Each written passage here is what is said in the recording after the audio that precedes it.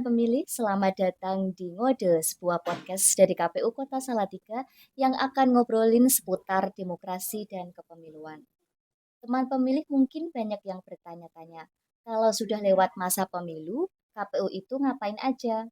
Nah, meskipun sedang tidak menyelenggarakan pemilu atau pilkada, pekerjaan KPU itu tetap jalan terus, bahkan bisa dibilang tidak berhenti.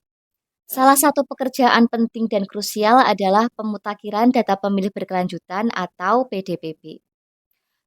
PDPP ini jadi fondasi penting untuk memastikan agar setiap warga yang berhak memilih terlayani hak pilihnya dengan baik pada pemilu berikutnya. Tapi mungkin masih banyak yang bertanya, apa sih urgensi dari PDPP? Atau kenapa harus dilakukan secara terus-menerus? Atau bahkan bagaimana penerapannya di Jawa Tengah? Hari ini kita akan kupas tuntas semuanya bersama dengan bintang tamu yang luar biasa, yaitu anggota KPU Provinsi Jawa Tengah Divisi Rendatin, Bapak Paulus Widiantoro, SEMM. Selamat siang Pak Paulus. Selamat siang, Nggih, Mbak. matur nuwun sudah hadir di KPU Kota Salatiga. Sama-sama. Bagaimana kabarnya Bapak?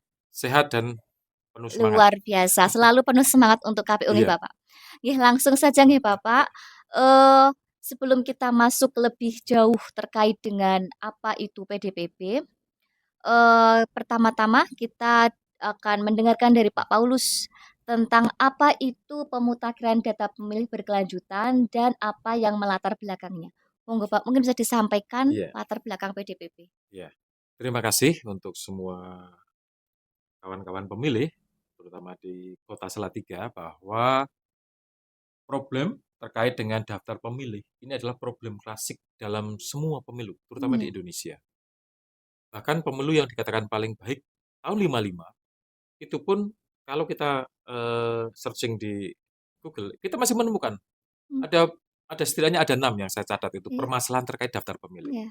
Artinya dari dulu ada terus. Hmm, Zaman Orde Baru praktis tidak ada masalah karena iya. tidak ada yang mengungkap, Hmm, tetapi pasca reformasi itu selalu menjadi. Bahkan 2009, hmm. pemilu 2009, DPR sampai membentuk pansus DPT, Ah, pemilu 2009 itu. iya.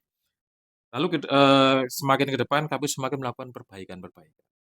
Secara sistem, secara aplikasi, manajemen, Hmm, pemutakhiran itu ditata, diperbaiki, yang update terkait perkembangan zaman. Dan iya. memang kita bisa menikmati sekarang DPT relatif bersih Lebih bersih ya. dari permasalahan-permasalahan yang terjadi. Hmm, Namun demikian, ikhtiar KPU tidak selesai.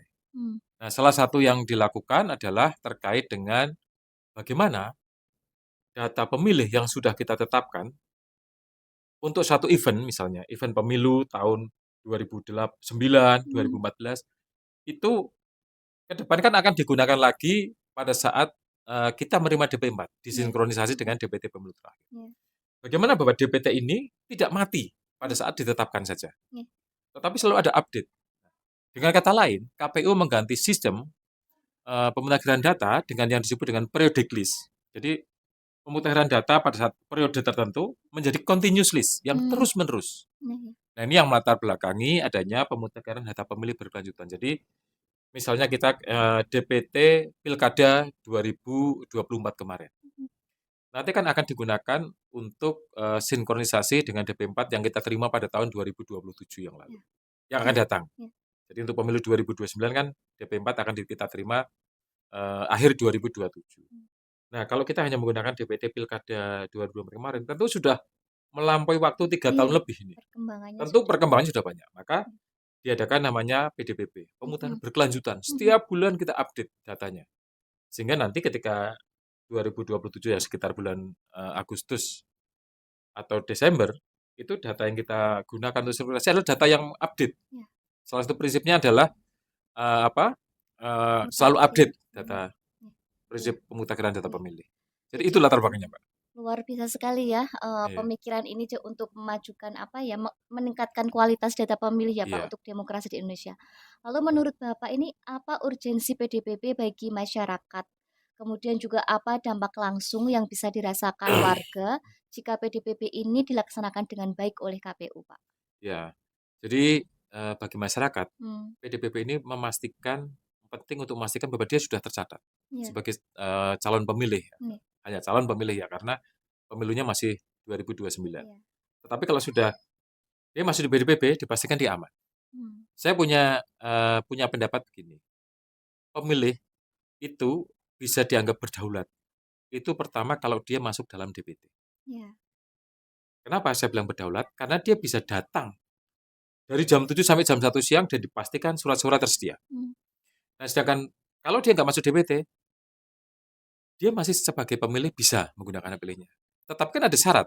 Iya. Dia hadirnya jam 12 siang sampai Hmm. jam 1 selama ketersediaan surat suara masih ada. Ini kan Hmm. artinya tidak berdaulat karena Iya.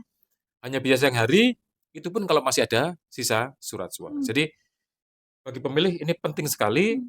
untuk memastikan dia sudah masuk dalam PDPP ini, karena Hmm. besok dia akan menjadi pemilih yang berdaulat. Ya, jadi tidak dibatasi lagi dengan Iya, waktu-waktu memilih. Kemudian Pak, perkembangan pelaksanaan PDPP di Jawa Tengah hingga saat ini bagaimana menurut Bapak? ya. PDPP kalau di Jawa Tengah kita memulai dari tahun 2020. Oh ya. Bagi waktu itu 14 kabupaten kota yang tidak Mhm. menyelenggarakan pilkada pada tahun 2020, termasuk Mhm. Salatiga. Ya. Saya ingat persis itu Mhm. mereka sudah melaksanakan PDPP. Mhm. Nah, dinamika pada saat itu memang kita belum mendapat data tunggal dari Mhm. Kemendagri, Ya. sehingga memang harus tarik ulur dengan Disdukcapil setempat, lalu Ya. instansi lain.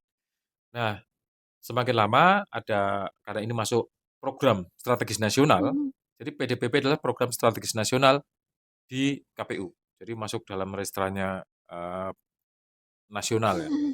Sehingga sekarang kita menerima data selalu dari Kemendagri setiap 6 Mhm. bulan sekali. Ini Mhm. mengakibatkan memang PDPP ini semakin valid dan semakin terkontrol Ya. perkembangannya. Mhm. Termasuk setiap menjelang triwulan di tingkat kabupaten kota sebelum rekap, Mhm. kita memastikan membersihkan data yang ganda, membersihkan data invalid. Ini kan sehingga ketika rekap ini sudah bersih semua Mbak Mhm. datanya. Mhm. Itu yang perkembangan yang luar biasa. Untuk Iya. Jawa Tengah, kita tetap dianggap bahwa Jawa Tengah provinsi yang sangat bagus dalam pelaksanaan PDPP PDPP ini. ya. Seluruh kabupaten, 35 kabupaten kota luar biasa. Iya. Ya. Ya. Dan itu tidak terlepas dari apa ya? Arahan dari provinsi yang luar biasa, Pak. Jadi Lebih kepada seluruh kawan-kawan kabupaten kota yang luar biasa. Kalau saya ya, melihatnya itu. terima kasih.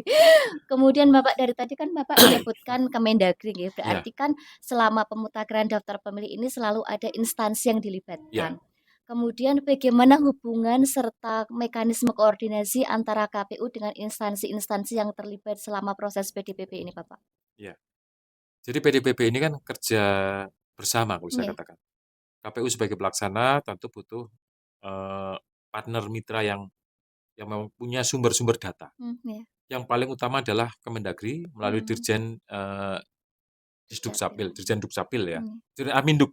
Oh, iya. Jadi ada MOU antara KPU RI dengan Kemendagri Iya. yang mengatakan bahwa setiap 6 bulan sekali Kemendagri melalui Dirjen Adminduk memberikan data. Mmm. Data terkait dengan pemilih penduduk yang pemilih yang meninggal dunia, Mmm. pindah domisili, atau pemilih yang masuk usia 17 tahun pada bulan yang Mhm. bersangkutan. Mhm. Sehingga itu data yang sudah kita terima. Tetapi di luar itu pun KPU punya kerjasama dengan pihak-pihak lain. Mhm. Iya. Kami juga kemarin menerima data dari BPJS, dari BPS, Mmm. dan dari Kemenlu. Oh, Dan itu juga kita turunkan kepada kawan-kawan kabupaten kota untuk diverifikasi iya. lagi. Mmm. Lalu di tingkat kabupaten kota, kawan-kawan itu juga punya stakeholder yang cukup strategis. Mmm. Terutama itu adalah mitra kita Bawaslu. Oh. Karena mereka juga punya Perbawaslu terkait dengan pengawasan PDPP. Artinya mereka juga intens. Mmm. Maka mereka juga kita minta kerjasamanya. Mhm. Yang kedua adalah Dinas Pendidikan, di mana Dinas Pendidikan punya namanya Dapodik. Oh. Nah, itu adalah data siswa. Dan itu kita bisa tahu mana yang masuk usia 17 tahun. Mmm. Kita punya bayangan bahwa 99,9% usia 17 tahun di Jawa Tengah adalah masuk dalam lembaga pendidikan, Mhm. baik formal maupun non-formal. Iya. Artinya ini potensi yang luar biasa. Lalu kita punya dinas sosial, Mmm. kita punya lapas. Mmm. Jadi yang pemilih yang dari daerah mana, sekarang ada di Mmm. lapas mana, itu Iya. juga kita catat. Iya. Lalu juga dinas-dinas sosial, kita punya kerjasama dengan Kemenak, kita Mhm. punya datanya, sehingga banyak pihak yang bisa diajak kerjasama. Iya. Iya, betul. Eee terlepas dari sangat baiknya Mhm, perkembangan mhm. PDPB di Jawa Tengah sepanjang tahun 2025 ini, tapi pasti ada kendala atau tantangan nih Pak yang dihadapi oleh KPU kabupaten kota di Jawa Tengah. Iya. Bisa dijelaskan mboten kendala yang bisa dipantau selama ini gitu? Ya, secara garis besar Nggih, kendalanya sama. Pertama adalah SDM, nggih, di mana pada saat tidak tahapan, mmm, kita tidak punya kepanjangan tangan di iya, kecamatan maupun di desa. nggih, Beda dengan tahapan. Tahapan mmm, kita punya PPK, punya PP, sehingga jangkauan kita di semua mhm, lini kabupaten ada. nggih, Kita membayangkan daerah-daerah yang jumlah desanya sangat banyak. mmm, Purworejo itu mhm, 494 desa, banyak sekali, Kebumen itu mmm, 450, Banyumas kecamatannya 27, mmm, lalu Cilacap, Brebes itu sangat luas jangkauannya. Sehingga memang ketika tidak punya SDM di tingkat kecamatan dan iya, desa, nggih, itu ekstra luar biasa KPU kabupaten. nggih, Yang kedua adalah anggaran.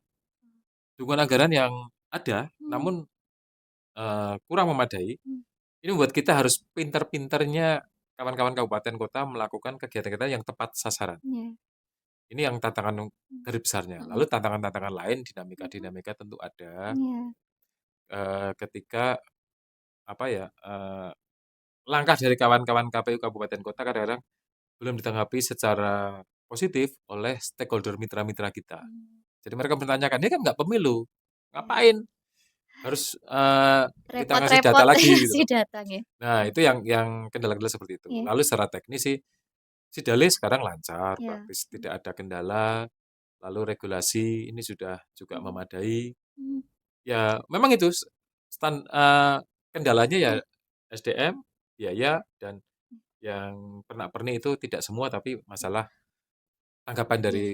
mitra-mitra kita. Terus atas kendala-kendala itu apakah ada strategi atau inovasi dari KPU Jawa Tengah, Pak, Ya, provinsi untuk membantu menanggulangi itu, Pak? ya tentu, kendala itu bukan bukan rintangan yang tidak bisa dilewati. Ya, ya, Kita selalu harus memikirkan apa, terobosan-terobosannya. Yang pertama mhm, adalah di tingkat provinsi kita juga melakukan audiensi mhm, dengan lembaga-lembaga mhm, induknya di provinsi. iya, Lalu, itu ya nanti yang diturunkan kepada mhm, tingkat kabupaten kota oleh mhm, Kanwil, di tingkat provinsi, itu yang pertama. Yang kedua adalah, eee, kita mendorong kawan-kawan kabupaten kota membuat kanal-kanal mmm, melalui banyak, ada karena mereka punya YouTube, punya Instagram, punya X, mmm, itu yang bisa di TikTok, yang bisa digunakan untuk menyapa masyarakat, menjelaskan PDPP. iya, Dan ada, dibuat sistem-sistem ketika orang lapor diri bisa. mhm, Jadi tidak perlu repot, tapi dia bisa melapor diri. Yang berikutnya adalah tentu kita, menggandeng pemerintah daerah setempat. Ada iya, beberapa kabupaten kota yang mendapat dana pendampingan mhm, dari Pemdanya untuk kegiatan PDPP salah satunya. luar biasa. Ini yang perlu, Iya, dijajaki, iya, iya, karena di provinsi kita juga sedang majukan. Kebetulan oh, kita yang tahun 2025 ini, tidak mendapat, tapi kita dijanjikan di 2020. oh, nah, kan, gini Pak, tadi PDPP itu dalam rangka untuk menanggulangi data yang sangat dinamis yang berubah di Iya, setiap, masanya gitu. heeh, Kemudian bagaimana KPU kemudian memastikan akurasi data pemilih yang terus berubah ini? Misalnya karena ada yang pindah iya, domisili atau pemilih pemula seperti yang Bapak sampaikan mhm, tadi, perubahan status pemilih iya, meninggal itu bagaimana Pak memastikan akurasinya? iya. Yang pertama, data yang tunggal yang kita gunakan, data utama bukan data tunggal, adalah Iya, dari Kemendagri. iya, Karena Kemendagri memakai, Siak terpusat, sehingga mmm, mereka jelas, datanya jelas. Namun pun demikian, manakala kita menemukan fakta lain atau mhm, keraguan, mmm, kawan-kawan bisa melakukan coktas. iya, Jadi pencocokan dengan, terbatas. mhm, Tidak semua ya, tidak coklit mhm, kan semua, ini semua, coktas. Jadi, ketika kita memverifikasi itu, kita akan menemukan. Misalnya juga ada beberapa kendala ya, ada pemilih yang meninggal, iya. tetapi yang bersangkutan belum diuruskan akta kematian. Oh, iya. Itu otomatis di Disdukcapil namanya masih ada, Mhm. sebagai penduduk. Iya, betul. Nah, hal seperti itu kan bisa kita mendapat laporan masyarakat lalu kita verifikasi. Iya. Nanti, KPU bisa menyampaikan data kepada Dukcapil. Mhm. Ini si A sudah meninggal loh, kita sudah ke rumahnya, Mhm. tapi dia belum ngurus. Nah, sehingga Iya. nanti dengan bantuan pihak kelurahan atau desa bisa Mhm. diuruskan surat kematian lalu dibuatkan akta Oh, kematian. iya iya. Ya, kalau PDPP ini dari penjelasan Bapak tadi kan kita juga melihat bagaimana aktifnya KPU Iya, mengusahakan setiap warga negara itu mmm, bisa menggunakan hak pilihnya. ya, Kemudian, apa ya, seberapa penting kan maksudnya, selain dari KPU mhm, sendiri juga perlu ada aktivitas dari mmm, masyarakat nih iya. Bapak. Seberapa penting peran masyarakat dalam PDPP ini? Maksudnya langkah-langkah apa yang bisa dilakukan warga atau masyarakat untuk mereka bisa mengupdate data pemilih, Pak? Ya, jadi masyarakat itu, eee, sebagai subjek Iya. sebagai subjeknya itu harus, proaktif kalau menurut saya. Iya, betul. Jadi pertama menumbuhkan kesadaran bahwa masuk daftar pemilih adalah hal yang penting Mmm, dalam setiap pemilu. iya, Percuma kita punya jago, mhm. percuma kita punya idealisme, punya harapan, kalau kita nggak bisa datang ke Tidak bisa TPS. memilih. Maka pastikan itu nomor satu. Nah, Iya, untuk itu mhm, maka, proaktif masyarakat menjadi sangat penting. iya, Jadi masyarakat harus memastikan, "Saya sudah masuk dan data saya betul." mhm, Silakan dicek itu. Kan bisa ada, cek DPT online, nanti iya bisa iya iya, dicek saja mhm, nama, NIK, nanti akan keluar masuk nggak di TPS mana. mhm, Jadi sebenarnya kita mengidealkan yang namanya PDPP itu bisa diakses real time. iya, Jadi kalau sekarang kan setiap pleno baru kita tahu DPT-nya Salatiga berapa. mhm, Tapi kita pengen sebenarnya DPT Salatiga itu bisa hitung per hari.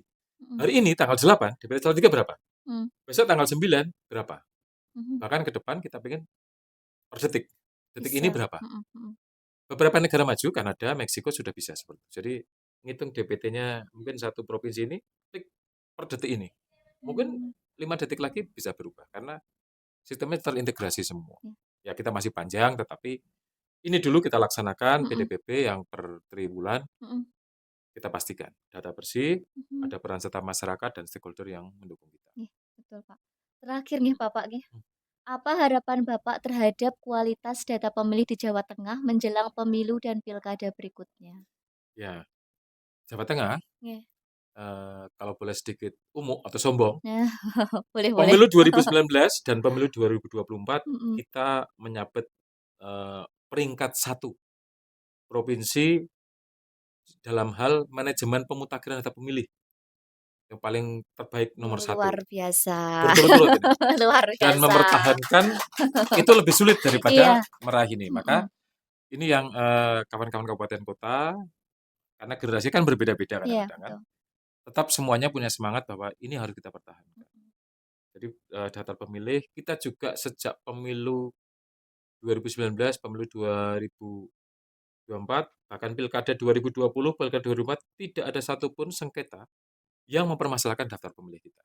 iya, Nah, ini yang harus kita pertahankan. Caranya seperti apa? Ya kita kerja teliti, kerja cepat, tepat waktu, dan tidak meninggalkan ketelitian. mhm, Jadi, kenapa di Jawa Tengah, misalnya batas pengumpulan di provinsi lain bisa misalnya mau apa, untuk mengumpulkan untuk persiapan DPT, misalnya ditetapkan tanggal 8 misalnya, pengumpulan tanggal 8, Jawa Tengah kita ambil tanggal 5 atau 6.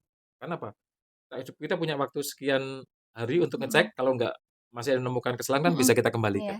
Kalau cross DT check, terakhir pasti tidak punya. iya, mhm, Itu prinsip yang memang harus kita pertahankan. Bekerja mendahului timeline yang ditetapkan. iya, lebih cepat lebih baik nih Bapak. Ya, karena itu ada waktu kita koreksi. Iya betul, Ya, mhm, ih, terima kasih Bapak ini mhm, tadi, sangat menginspirasi, ya, sangat memberikan informasi yang bermanfaat bagi ya, kita terkait pemutakhiran data pemilih berkelanjutan. Kami berharap KPU Provinsi Jawa Tengah bersama kabupaten kota Jawa Tengah dapat ya, mempertahankan gelar ya, terbaiknya ini ya ya, Bapak. ya, Teman pemilih, terima kasih sudah menyimak ngode podcast dari KPU Kota Salatiga. Obrolan kita hari ini tentang pemutakhiran data pemilih berkelanjutan, semoga bisa memberi gambaran bahwa menjaga akurasi data pemilih itu bukan hanya tugas KPU, tapi juga bagian dari membangun kualitas demokrasi kita bersama. Terima kasih juga kepada narasumber kita, Bapak Paulus dari KPU Provinsi Jawa Tengah, yang sudah berbagi insight dan pengalaman luar biasa. Buat teman pemilih, jangan lupa jika ada perubahan data diri, pindah domisili, perubahan status dari TNI atau Polri, atau punya anggota keluarga yang baru masuk usia pilih, segera laporkan ke KPU. Partisipasi kecil dari kita bisa berdampak besar untuk pemilu yang lebih akurat dan inklusif. Sampai jumpa di episode ngode berikutnya. Salam demokrasi, salam KPU melayani.